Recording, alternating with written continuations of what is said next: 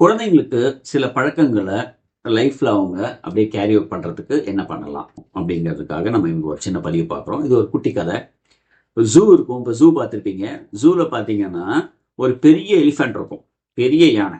அந்த யானை என்ன பண்ணியிருப்பாங்கன்னா அதோடைய சங்கிலியை கட்டி ஒரு சின்ன கம்பத்துல சொருகி அதை உள்ள மண்ணில் புதைச்சி வச்சிருப்பாங்க, அடிச்சு வச்சிருப்பாங்க. ஓகே.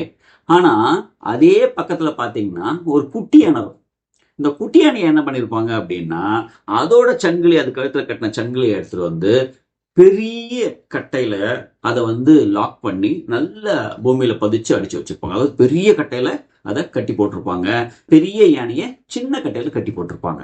என்ன அப்படின்னு பார்த்தோம்னா இந்த சின்ன யானை இருக்கு இல்லையா, இந்த சின்ன யானையை நாம ரொம்ப ஸ்ட்ராங்கா கட்டி போட்டு வச்சிருப்பாங்க.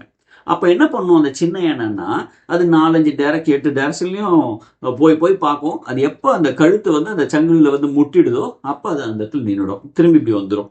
ஸோ இதே மாதிரி எல்லா டைரக்ஷன்லயுமே அந்த யானை என்ன பண்ணும், ட்ரை பண்ணி பார்க்கும் மூவ் பண்றதுக்கு. அப்படின்னா அந்த இடத்த விட்டு தள்ளி போயிடுறதுக்கு ட்ரை பண்ணி பார்க்கும். ஆனா அது ஒரு இடத்துல வந்தோன்னா அந்த சங்கிலி இடிச்ச உடனே இதுக்கு மேல நம்ம போக முடியாதுன்னு ஒரு வட்டத்துக்குள்ளேயே அது பழகிரும். இப்ப இந்த வட்டத்துக்குள்ளேயே பழகிறோம் இல்லையா, அதனால இந்த யானை பெருசானோடனே என்ன ஆகும்னா அதுக்கு இவ்வளோ பெரிய கட்டையை அடிச்சு ரொம்ப ஸ்ட்ராங்கா ஃபிக்ஸ் பண்ணி வைக்கணும்னு அவசியம் இல்லை. ஏன்னா அதுக்கு இந்த சின்ன கட்டையே போதுமானது. எதுக்கு அப்படின்னா இந்த பெரிய யானை அப்படி நகர்ந்து போகும்போது லைட்டா திரும்பவும் அந்த கழுத்துல அது வந்து தட்டுப்பட்டுச்சுன்னா உடனே அந்த பெரிய யானை அங்க நின்றுடும்.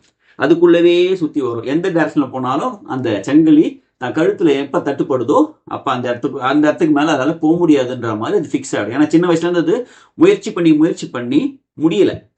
ஸோ அது முடியாததுனால இப்போவும் நம்மளால போக முடியாதுங்கிற மாதிரி அது மனசுல ஃபிக்ஸ் பண்ணிக்கும். இது எதுக்கு அப்படின்னு சொல்ல வரோம்னா, ஒரு விஷயம் சின்ன வயசுல நாம என்ன பதிவா கொடுக்குறோமோ குழந்தைங்களுக்கு அது பெருசானாலும் அப்படியே இருக்கு. இப்ப நல்ல விஷயங்களை, நல்ல பண்புகளை, ஒரு டிசிப்ளினரியா நடந்துக்கிற விஷயங்களை, டிசிப்ளினா நடந்துக்கிற விஷயம் மட்டும் இல்லை, அவங்களோட நல்ல பழக்க வழக்கங்களோட நம்ம அந்த சின்ன யானையை பெரிய கட்டளை கட்டி போட்ட மாதிரி சின்ன வயசுல இருந்தே கொஞ்சம் நாம பொறுப்பா கவனத்தோட அந்த குழந்தைங்களுக்கு கொடுக்க ஆரம்பிச்சோம்னா அது பெரிய குழந்தையானதுக்கு அப்புறம் கூட அது அந்த பழக்கத்திலேயே நல்ல பழக்கத்திலேயே இருக்கும். அப்படிங்கிறதுக்காக தான் இந்த குட்டி கதையை நம்ம பார்த்தோம்.